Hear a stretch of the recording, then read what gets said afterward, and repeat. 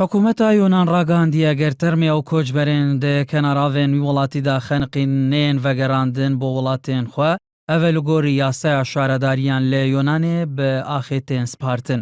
لە گۆڕ ئامارە فیدراسیۆنە سەراسەریە پەنابەرێن عێراقێ هەیانە تەرمێ زێدەتر ژە 200 کۆچبەرێن عێراقی لە مەیدخانەیەن یۆنان هاتینە هەڵگرتن و ئەو بڕیارە حکوومەتە یۆنانوان ڤەدگرە. حکوومەتە یۆنان 15 ڕۆژ دیاریکردنە بۆ شانە دەرvێ ئەوان تەرمان.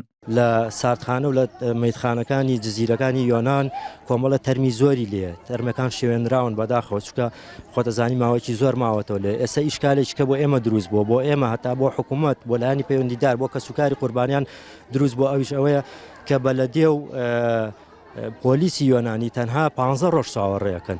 لە دوای 15 ڕۆژەکە گەر ساحەبی نەبێ گەر کەسی نەبێ بۆ پەیدا نەبێ ئەیان نێژن بە خاچیان ئەسپێرن.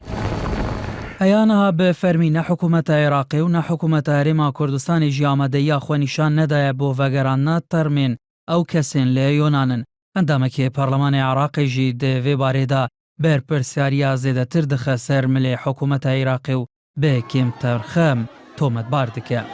حکوومەتی عێراقیش تا ئێستا هەڵوێستێکی ئیجابیمان لێ نەبینیون و بێدەنگ بووە هەرچەندێ وەزارەتی خارجی عێراق هاتە دەنگ لەسەر ئەم هاینانەوەی ئەم تەرمانە بەڵام تا ئێستا بە جددی و بە عملی کارەکان جێبەجێ نەکراوە لایەن وەزارەتی خارجیشەوە.